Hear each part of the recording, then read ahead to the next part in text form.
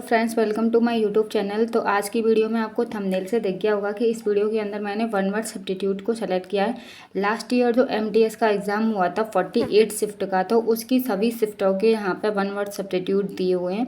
तो आप प्लीज़ जब भी इस वीडियो को देखो तो कॉपी पेन लेके बैठना, जिससे आप साथ के साथ राइट डाउन करते जाओ। और मैंने इसमें हिंदी से भी समझाया है जिससे आपको ईजी होगा समझना और याद करना। आपको पता ही है कि प्रीवियस ईयर के ही वन वर्ड सब्स्टिट्यूट हैं जो कि पूछे जाते हैं एसएससी के एग्ज़ाम में। तो एमटीएस में ही नहीं, ओनली जो भी एग्ज़ाम होते हैं एसएससी कंडक्ट कराती है, सीपीओ सीएचएसएल हो या फेज़ 11 12 कोई सा भी हो, सीजीएल, उनमें इन्हीं वन वर्ड सब्स्टिट्यूट को बार बार पूछा जाता है। तो आप ध्यान से पढ़ना। तो स्टार्ट करते हैं। जैसे कि पहला है बैटरी। बैटरी इसमें मैंने बताया है कि किसी मोबाइल या मतलब चार्जर की बैटरी नहीं है। इस बैटरी का मतलब है यहाँ पे तोप खाना। क्या है? तोप खाना। नाम से समझ गए होंगे, तोप खाना कहते हैं, यहाँ पे तोपें रखी जाती हैं। अ ग्रुप ऑफ गन्स और a missile launcher operated together at a one place, यानी कि बंदूकों और मिसाइलों का ऐसा समूह जो कि एक स्थान से किया जाता है, लॉन्च किया जाता है, उसको हम क्या कहते हैं? बैटरी कहते हैं। दूसरा है आपका इनफ्लेमेबल है, तो इसका मतलब होता है ज्वलनशील। क्या होता है? ज्वलनशील। A things or substance that is liable to catch fire easily, ऐसी वस्तु या पदार्थ जो आग आसानी से पकड़ते हों, उसको क्या कहते हैं? हम इनफ्लेमेबल कहते हैं। क्या कहेंगे? इनफ्लेमेबल। तो थर्ड है आपका इंसाइक्लोपीडिया। ये मोस्ट इंपॉर्टेंट है, स्टार लगा लेना इस पर। सीएचएसएल में भी पूछा गया था। तो इसका मतलब है कि इंसाइक्लोपीडिया मतलब होता है विश्वकोश। A book of contain information on a various subject, ऐसी किताब या ऐसी वस्तु जिसमें सभी विषयों की जानकारी मिलती है, उसको क्या बोलते हैं? इंसाइक्लोपीडिया। नेक्स्ट है आपका पॉलिटिक्स। इसका मतलब है राजनीति। ये तो आप अच्छे से जानते होंगे। द साइंस और art of a political government. ठीक है, राजनीतिक सरकार का विज्ञान। नेक्स्ट है आपका यहाँ पे मैन्युस्क्रिप्ट। मैन्युस्क्रिप्ट की हिंदी होती है आपकी पांडुलिपि। क्या होती है? पांडुलिपि। ऐसी बुक या पेपर जो कि क्या किया गया हो? हाथों से लिखा गया हो। तो आप बताएंगे मुझे कमेंट में कि हमारा महाभारत और रामायण थे उस टाइम पे किसने लिखे थे? मैन्युस्क्रिप्ट का मतलब मैंने बता दिया। अगर आपको पता हो तो प्लीज़ कमेंट में इसका आंसर बता देना कि रामायण और महाभारत हैं वो हाथों से ही लिखे गए थे, लेकिन किसने लिखे थे? अगर आपको पता हो तो प्लीज़ बताना। अगला है आपका आर्शीव। आर्शीव मतलब होता है पुरालेख। नाम से समझ रहे होंगे, पुरा मतलब पुराने, लेख मतलब लेख, यानी कि ऐसी वो जो वस्तु या दस्तावेज जो होती हैं पुराने, है ना। A place where government record are kept, ऐसा स्थान जहाँ पे सरकारी दस्तावेज जो है वो रखे जाते हैं, उसको हम क्या कहते हैं? आर्शीव कहते हैं। आर्शीव कहते हैं। नेक्स्ट है आपका किसी नेक काम के लिए जो मरता है। तो देखो, नेक काम के लिए हमारे जो आर्मी मैन होते हैं वो होते हैं ना, वो मरते हैं तो उसको हम मार्टर बोलते हैं, शहीद होते हैं वो। तो इसकी हिंदी होगी जो किसी नेक काम के लिए मरते हैं, मतलब वो मार्टर कहते हैं, उन्हें शहीद कहते हैं। One who die for a noble causes. One who die for a noble causes, जो किसी नेक काम के लिए मरता है, मार्टर, उसे मार्टर कहेंगे। नेक्स्ट है आपका यहाँ पे आर्सन। आर्सन का मतलब होता है आगजनी। क्या होता है? आगजनी। इसका मतलब है कि deliberately and maliciously set something on a fire. देखो, मतलब जानबूझकर कोई आग या फिर ऐसा काम करना, किसी इमारत को तोड़ना फोड़ना, तो इसे हम कहेंगे आर्सन, जानबूझकर की गई दुर्घटना। ठीक है, तो वो होती है आर्सन होती है। क्या होती है? आर्सन। मिसैनथ्रोप मतलब होता है दुराचारी। मिसैनथ्रोप मतलब क्या होता है? दुराचारी। इसकी इंग्लिश है कि one who hates mankind. One who hates mankind का मतलब है कि जो इंसानियत से नफरत करता हो। जो किससे नफरत करता हो? इंसानियत से, उसे कहेंगे मिसैनथ्रोप। अगला है आपका आइकोनोलास्ट। इसका मतलब होता है मूर्ति भंजन। मूर्ति भंजन का मतलब होता है तोड़ना, है ना, मूर्तियों को तोड़ना। Someone who attacks cherished ideas और ट्रेडिशनल इंस्टीट्यूशन, यानी कि कोई जो पोषित विचारों, पुराने जो विचार होते हैं और परंपराएं, संस्थाएं होती हैं, उनकी तोड़ फोड़ करना। जैसे कि आपको पता होगा नालंदा विश्वविद्यालय जो कि बिहार में है, उसको कई बार तोड़ा गया था किसी मतलब पुराने शासकों के द्वारा, है ना, फिर बनाया गया था लास्ट में। तो आप इसी को हम मूर्ति भंजन कह सकते हैं। पुराने टाइम पे तो ऐसा होता था, मूर्ति मतलब मंदिरों को तोड़ना, मस्जिदों को तोड़ना, तो इसको कहेंगे आइकोनोलास्ट। अगला है आपका फिलाटेलिस्ट। मतलब होता है डाक टिकट संग्रह करता।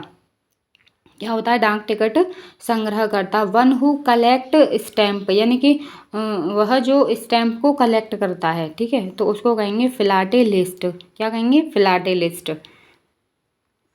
इसकी हिंदी लिख लेना आप, व फिलैटेलिक। नेक्स्ट है आपका अग्रेसिव, मतलब होता है आक्रामक। One who is a hostile and violent, वह जो शत्रुतापूर्ण और हिंसक हो, है ना, हिंसक समझ रहे हैं, मारपीट करने वाला इंसान, उसको अग्रेसिव बोल सकते हैं हम। और नेक्स्ट है आपका डर्मेटोलॉजी। डर्मेटोलॉजी मतलब होता है त्वचा विज्ञान। त्वचा विज्ञान यानी कि जिसमें हम त्वचा से रिलेटेड उसके मतलब स्टडी करते हैं। अ study of a different skin diseases, त्वचा से रिलेटेड जो भी बीमारियां होती हैं उनके बारे में अध्ययन करना ही क्या कहलाता है, डर्मेटोलॉजी कहलाता है ना। अगला है आपका एग्नोस्टिक, मतलब होता है अज्ञेय।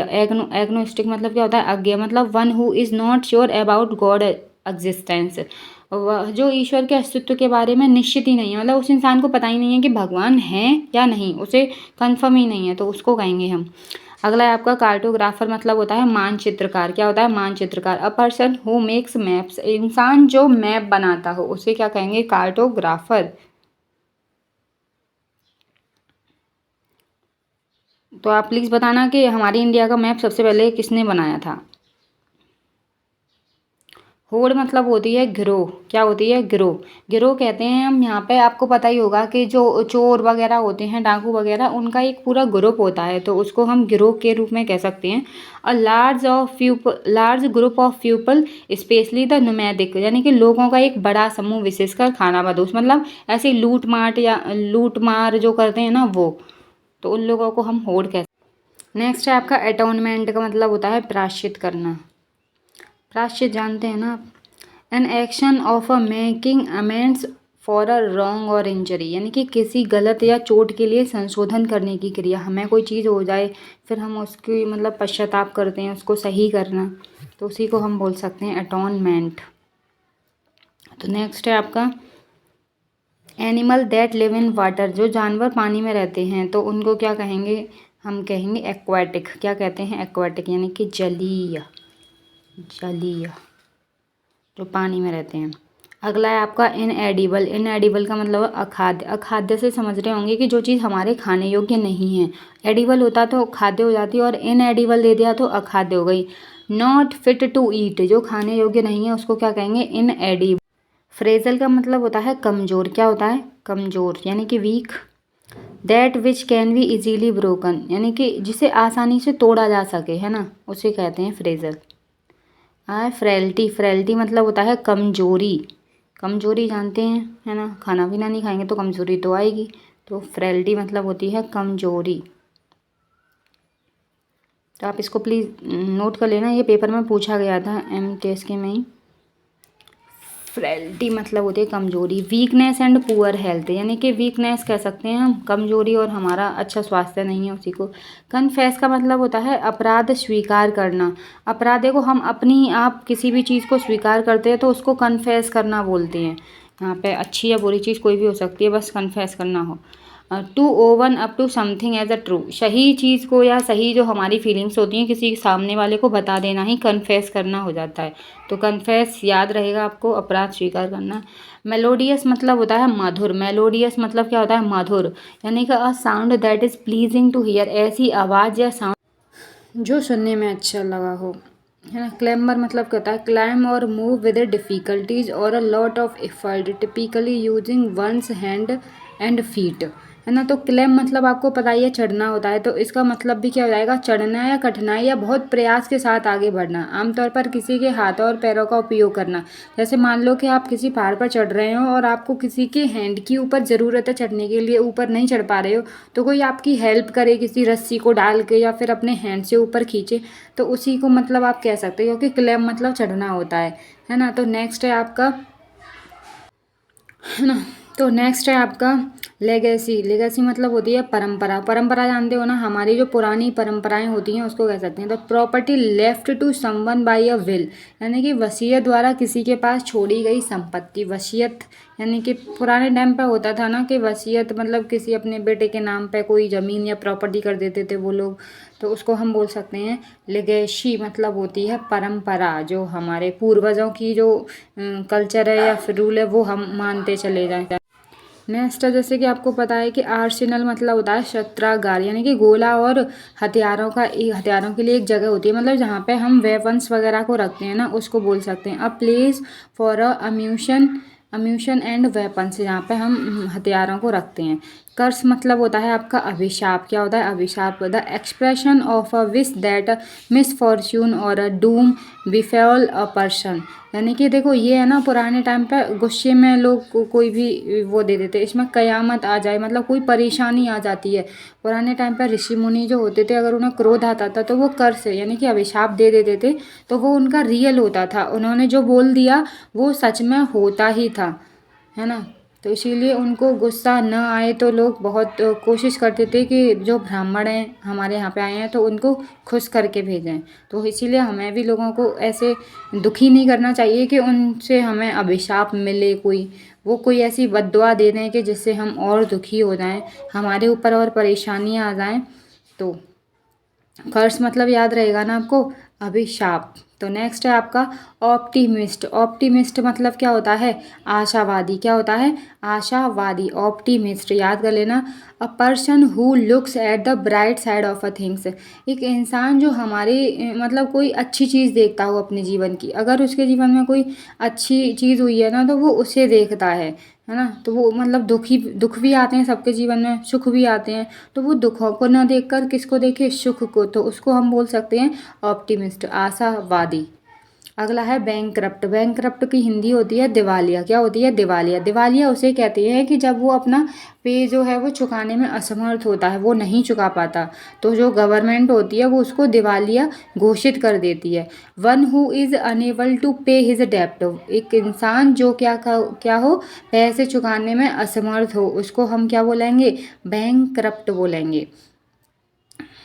ठीक है, तो बैंकरप्ट याद रहेगा आपको, दिवालिया होता है। अगला है आपका इंडेफैटिगेबल, मतलब क्या हो सकता है आपका? अथक होता है। अथक बोलते हैं जो थकता नहीं है। क्या बोलते हैं? थकता। देखो इसमें इन नहीं लगा होता तो हो जाता कि वो डेफैटिगेबल मतलब होता कि फैटिगेबल मतलब हो जाता कि वो जो थक जाता है, और इंडेफैटिगेबल मतलब हो गया कि जो थकता नहीं है। तो याद रहेगा ना आपको, जो इंसान थकेगा नहीं उसको क्या बोलेंगे हम? Indefatigable. One who does not tire easily, वह जो आसानी से नहीं थकता, वह जो आसानी से नहीं थकता। One who does not tire easily. Next है आपका एनार्चिस्ट। एनार्चिस्ट मतलब होता है अराजकतावादी। क्या होता है? अराजकतावादी। A person who believes in or tries to bring about a state of lawlessness. ठीक है, तो एनार्चिस्ट मतलब क्या हो गया आपका? अराजकतावादी हो गया। एक व्यक्ति जो अधर्म की स्थिति में विश्वास करता है या लाने का या उसे परिवर्तित करने की कोशिश करता है। अगला है आपका hypochondriac. Hypochondriac, a person exhibiting excessive worry about one's health, कोई इंसान जो अपनी हेल्थ को लेकर के चिंता में रहता है। क्या करता है? अपनी हेल्थ को लेकर के चिंता में रहेगा, टेंशन रहेगी, तो उसको हम बोल सकते हैं हाइपोकॉन्ड्रियक। याद कर लेना इसे, ये कई पेपरों में पूछा गया है। तो a person exhibiting excessive worry about one's health, एक व्यक्ति जो अपने स्वास्थ्य के बारे में अत्यधिक चिंता प्रदर्शित करता है ना। कुछ लोग होते हैं जो जैसे मान लो उन्हें कोई परेशानी है तो उन्हें बहुत टेंशन होने लगती है उस बीमारी की, बीमारी कम होती है इससे और बढ़ जाती है उन्हें लगता है। कैनिबल मतलब होता है नरभक्षी। क्या होता है? नरभक्षी। नरभक्षी का मतलब होता है वह जो इंसानों को खाता है। पुराने टाइम पे जो लोग होते थे वो इंसानों को खाते थे, और आज भी होंगे बहुत से लोग जंगलों में जो खाते होंगे। One who feeds on a human flesh, जो इंसानों के मांस को खाता है ना। ट्राइएनियल मतलब क्या होता है? त्रिवार्षिक। ट्राइएनियल मतलब होता है, त्रिवार्षिक का मतलब होता है जो 3 वर्षों में आपके साथ हुआ हो, 3 वर्षों का समूह। Some something happening in 3 years, है ना। अगला है आपका क्यूरेटर। अ कीपर और अ कस्टोडियन ऑफ अ म्यूजियम, यानी कि जो म्यूजियम की देखभाल या सुरक्षा करता है तो उसको हम क्या बोलते हैं? क्यूरेटर बोलते हैं। क्या बोलेंगे? क्यूरेटर। किसी संग्रहालय का रखवाला या संरक्षक, तो उसे क्यूरेटर बोलेंगे। अगला है आपका एकोलेड। एकोलेड मतलब होता है प्रशंसा। क्या होता है? एनी अवार्ड, ऑनर और लॉडेटरी नोटिस, यानी कि कोई पुरस्कार, सम्मान या प्रशंसात्मक सूचना देना, है ना, तो उसको बोलेंगे एकोलेड। क्या बोलेंगे, एक्कोलेट। नेक्स्ट है आपका ऑटोबायोग्राफी, इसको आप अच्छे से सुना होगा आपने बहुत बार। ऑटोबायोग्राफी का मतलब होता है आत्मकथा। आत्मकथा उसे कहते हैं कि वो इंसान जिसने खुद अपने जीवन के बारे में लिखा हो, तो उसको हम बोलेंगे ऑटोबायोग्राफी। और एक होती है आपकी बायोग्राफी, वो कोई दूसरा इंसान आपके बारे में लिखता है। लेकिन अभी इस पर आपको ध्यान देना है, इस पर स्टार लगा लेना, ठीक है। तो story of an individual written by himself, कहानी जो खुद लिखी गई हो अपने बारे में, तो उसको हम क्या बोलेंगे, आत्मकथा, ऑटोबायोग्राफी, ऑटोबायोग्राफी। नेक्स्ट है आपका काउंटरफेट। मतलब काउंटरफेट का मतलब होता है नकली, यानी कि made in imitation so as to be passed off fraudulently. मतलब होता है नकली कोई चीज़ बना देना, है ना, फिर उस पर सिग्नेचर या वो करा लेना धोखे से। नकल में बनाया गया ताकि धोखे से पारित किया जा सके, है ना। जैसे बहुत सारे नोट वगैरह नकली बन जाते हैं, लेकिन वो हमें बिल्कुल असली जैसे लगते हैं। तो आपको याद रहेगा ये काउंटरफेट का मतलब क्या होता है, नकली होता है। क्या होता है, नकली होता है। नेक्स्ट है आपका फैटालिस्ट। फैटालिस्ट का मतलब होता है भाग्यवादी। क्या होता है, भाग्यवादी। One who believes in fate, वह जो भगवान में विश्वास करता है। तो अभी आपके हो चुके हैं। और देखो मैंने ना यहाँ पे कुछ जो पेपर में आए हुए थे वहाँ से सेलेक्ट किया है। तो ये देखो जो मैंने जितने भी कराए हैं ये ऐसे ही कहीं से भी नहीं करा दिए, ये पेपर में से ही मैंने सभी को चूज़ किया है, वही हैं। तो आपको जैसे यहाँ दिख रहा होगा स्क्रीन पे, a book that contain information on a various subject. तो आपको पता ही होगा, आपको पता है तो जल्दी से बता देना, आपको नहीं दिख रहा होगा, बहुत छोटे दिख रहे होंगे, इंसाइक्लोपीडिया है। फिर दूसरा है आपका अ ग्रुप ऑफ गन्स और अ मिसाइल, है ना, वो लॉन्चर वाला जो क्वेश्चन था। तो आपको पता होगा ग्रुप और मिसाइल वाला जो मैंने बताया था उसका आंसर जो क्या था, बैटरी था, है ना, तोप खाना। फिर था आपका द साइंस और आर्ट ऑफ पॉलिटिकल गवर्नमेंट। ये भी मैंने बताया था कि पॉलिटिकल गवर्नमेंट वाला आपको पॉलिटिक्स से याद आ जाएगा, राजनीति था, अगर आपने ढंग से स्टार्टिंग से अच्छे से पढ़े हुए हैं तो जैसे ही यहाँ पर डिलाइबरेटली वाला भी मैंने आपको बताया था कि जैसे जानबूझकर आग लगाना, है ना, तो वो आर्सन जो था। तो ये सभी जो हैं वो पुराने पेपर में जो पूछे गए हैं वो सभी यहाँ पर सेलेक्टेड हैं। 40 के समथिंग इसमें मैंने वन वर्ड सब्स्टिट्यूट कराए हैं। तो आप प्लीज़ इनको अच्छे से रिवाइज कर लेना और अपने पेपर में बिल्कुल अच्छे से दे के आना। देखो यहाँ पे जो ग्रीन कलर के हैं ना वो सही आंसर है, और जो रेड है क्रॉस लगा हुआ है उन पर पहले से ही, तो वो रॉन्ग आंसर है। तो जो मैंने पेपर में से ही यहाँ पे वो दिखाने के लिए आपको लगाए थे कि इस तरीके से ये पेपर में आए हुए थे। तो आप इनको ऐसे ही मत समझना, बुक से मैंने इधर उधर से नहीं लिए थे, ओनली पुराने प्रीवियस ईयर के पेपर में से ही सेलेक्ट करे हैं। तो दूसरा सेकंड पार्ट मैं बनाने वाली हूँ जो कि कल आपको मिल जाएगा, तो अच्छे से याद कर लेना, हर पेपर में से आपके काम आएंगे। तो थैंक यू सो मच। अगर आपने इस चैनल को सब्सक्राइब नहीं किया है तो वो भी कर लेना, है ना। और मैं इस चैनल पर, ये मेरी फर्स्ट वीडियो थी तो प्लीज़ सपोर्ट करना। और मैंने जीके जीएस के भी प्रीवियस ईयर की वीडियो बनाई है, तो उन्हें आप मैं डेली यहाँ पे अपलोड कर दूँगी।